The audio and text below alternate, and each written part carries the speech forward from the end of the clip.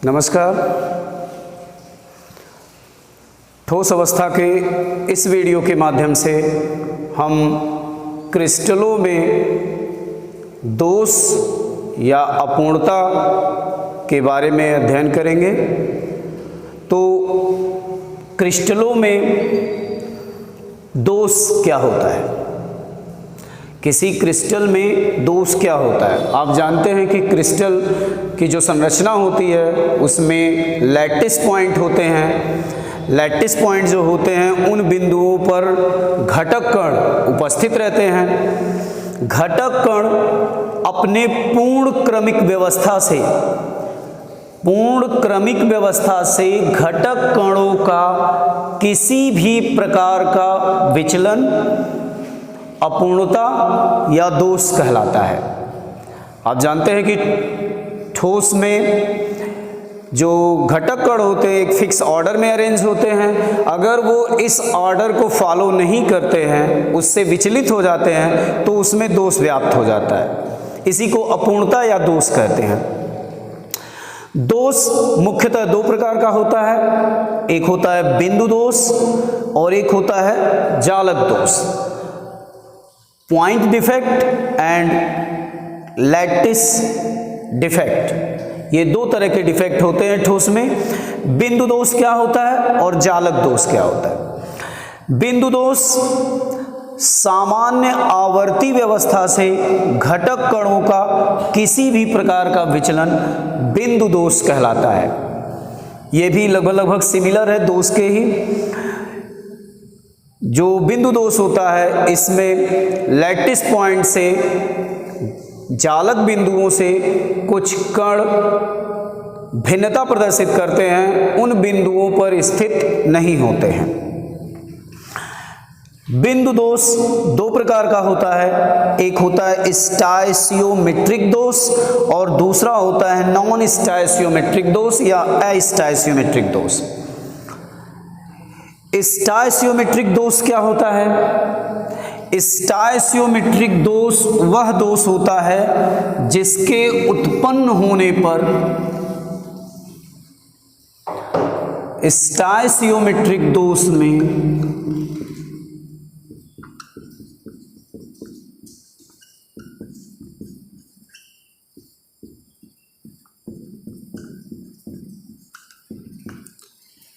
स्टाइसियोमेट्रिक दोष के उत्पन्न होने पर किसी भी जालक में जो धनायनों और ऋण आयनों का अनुपात होता है वह अपरिवर्तित रहता है। अर्थात दोष के उत्पन्न होने के बाद भी उसमें धनायनों और ऋण आयनों का अनुपात नहीं बदलता। स्टाइसियोमेट्रिक दोष दो प्रकार का होता है। इसमें पहला है आपका शॉटकी दोष। शॉटकी दोष, शॉटकी दोष तब उत्पन्न होता है जब किसी क्रिस्टल में कुछ बिंदु असमावेशित रहते हैं, अर्थात कुछ जालक बिंदुओं पर घटक कण अनुपस्थित होते हैं। इस प्रकार के दोष के उत्पन्न होने पर क्रिस्टल से समान संख्या में धन आयन और ऋण आयन अनुपस्थित होते हैं, जिस कारण शॉटकी दोष में धनायनों तथा ऋण आयनों का अनुपात नहीं बदलता है। फॉर एग्जाम्पल,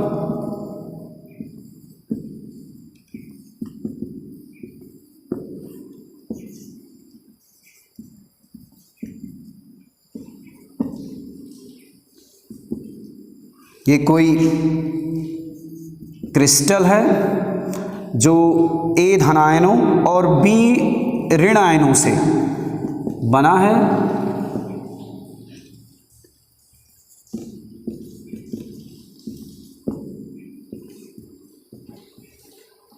इसमें ये घटक कण हैं, ये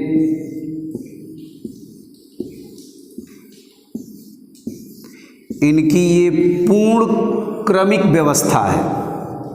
इस तरह से एक ऑर्डर में ये व्यवस्थित हैं। अब इनमें विचलन किस तरह से होगा,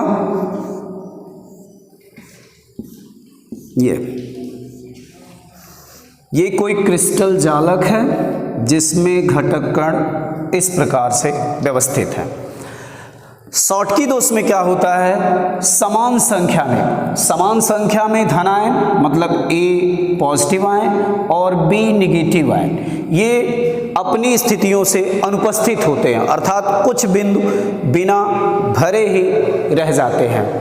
तो इस प्रकार के दोष में जो आयनों का अनुपात पूर्व में रहता है वही दोष के उत्पन्न होने के बाद भी रहता है, और यह दोष आपका यह दोष स्टाइसियोमेट्रिक दोष के अंतर्गत आता है। शॉटकी दोष में एक प्रमुख बात यह है कि यह दोष जब उत्पन्न होता है तो क्रिस्टल का घनत्व, ध्यान दीजिएगा इस बात को, क्रिस्टल का घनत्व परिवर्तित हो जाता है, अर्थात क्रिस्टल का घनत्व कम हो जाता है, क्योंकि कुछ संख्या में धनायन और ऋणायन अपनी स्थितियों से अनुपस्थित होते हैं। शॉटकी दोष के उत्पन्न होने पर क्रिस्टल का घनत्व बदल जाता है और पूर्व की तुलना में कम हो जाता है। दूसरा दोष है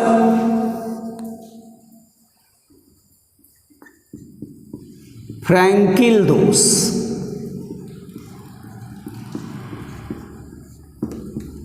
फ्रैंकिल दोष, यह दोष क्या होता है, किसी क्रिस्टल में यह दोष तब उत्पन्न होता है जब कोई आयन, प्रायः धनायन, अपनी जालक स्थिति को छोड़कर, ये जैसे ए पॉजिटिव आयन का ये स्थान है, ये अपनी स्थिति को छोड़कर इंट्रामॉलिक्यूलर स्पेस में, ये चार आयनों के बीच का जो स्पेस है इसमें चला जाता है।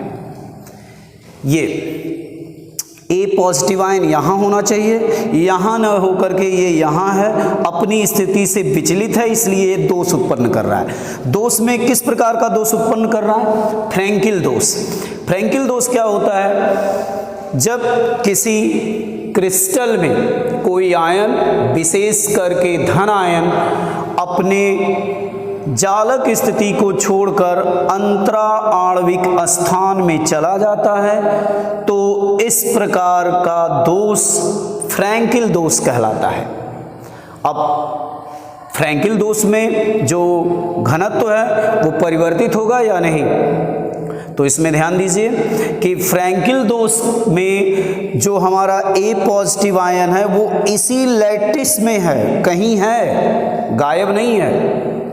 अगर ये यहाँ से चला गया होता कहीं और, इस लैटिस में ना होता, तो घनत्व कम हो जाता। चूंकि इसी लैटिस में है, इसलिए फ्रैंकिल दोष के उत्पन्न होने पर क्रिस्टल का घनत्व अपरिवर्तित रहता है, यहाँ घनत्व में कोई परिवर्तन नहीं होता, जबकि शॉटकी दोष में घनत्व जो होता है वह कम हो जाता है। अगला आपका आता है अस्टाइसियोमेट्रिक दोष। अस्टाइसियोमेट्रिक या नॉन स्टाइसियोमेट्रिक दोष क्या होता है? नॉन स्टाइसियोमेट्रिक दोष में धनायनों और ऋणायनों का अनुपात जो होता है वह परिवर्तित हो जाता है। नॉन स्टाइसियोमेट्रिक दोष के उत्पन्न होने पर धनायनों और ऋणायनों का अनुपात परिवर्तित हो जाता है। इस दोष के अंतर्गत तीन प्रमुख दोष हैं। पहला है ऋणायन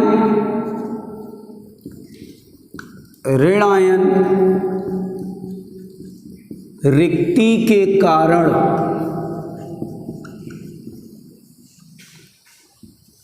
धातु अधिकता दोष। ऋणायन रिक्ति के कारण धातु अधिकता दोष। ऋणायन रिक्ति नाम से ही क्लियर है, ऋणायन रिक्ति। यह दोष तब उत्पन्न होता है जब किसी जालक में कोई ऋणायन अपनी जालक स्थिति से अनुपस्थित रहता है। किसी क्रिस्टल में कोई ऋणायन अपने जालक स्थिति से अनुपस्थित रहता है। ये बी नेगेटिव आयन की स्थिति है ऋणायन की, यहाँ से हम इसको अनुपस्थित कर देंगे। ये अगर यहाँ से गायब है तो ये इस प्रकार का दोष कहलाएगा ऋणायन रिक्ति के कारण धातु अधिकता दोष। ऋणायन रिक्ति के कारण धातु अधिकता दोष।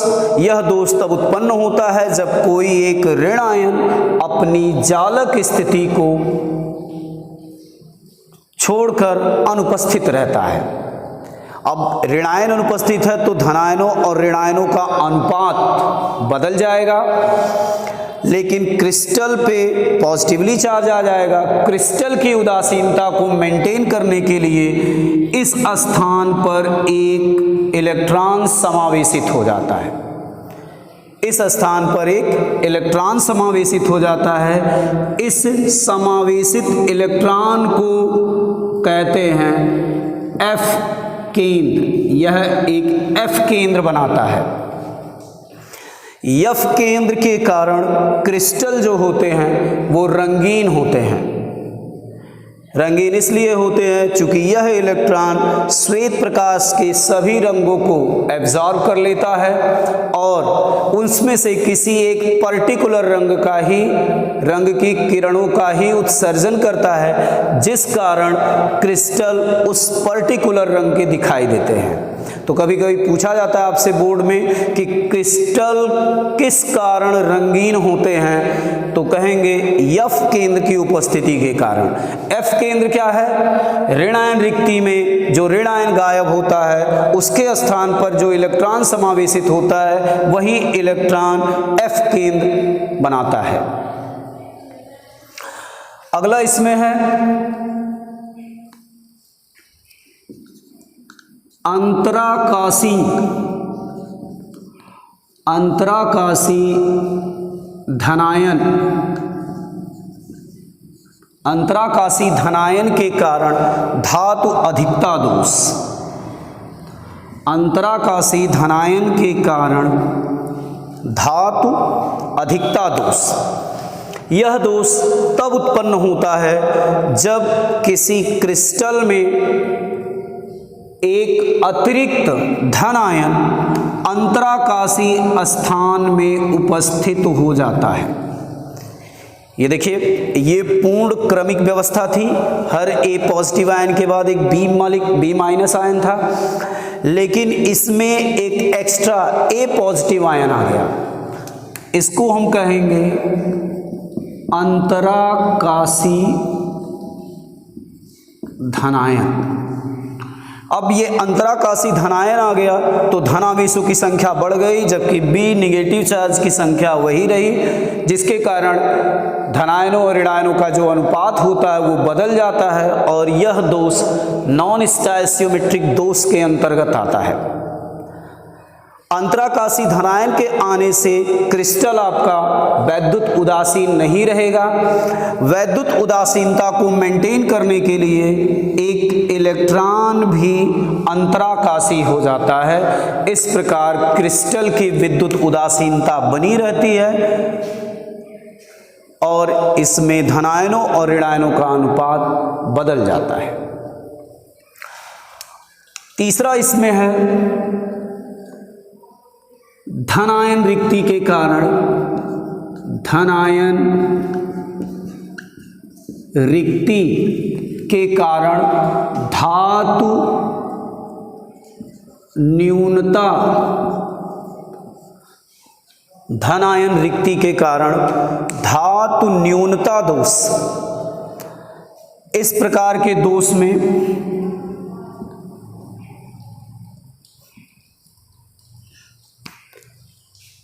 धनायन रिक्ति के कारण धातु न्यूनता दोष, नाम से ही क्लियर है, धनायन रिक्ति अर्थात एक धनायन अपनी जालक स्थिति को छोड़कर अनुपस्थित रहेगा, धनायन अपनी जालक स्थिति से अनुपस्थित रहेगा। यहाँ पर आप एक धनायन को उसकी स्थिति से गायब कर दीजिए, ये आपका हो गया धनायन रिक्ति के कारण धातु न्यूनता दोष। यह दोष तब उत्पन्न होता है जब कोई एक धनायन अपनी चालक स्थिति से अनुपस्थित रहता है।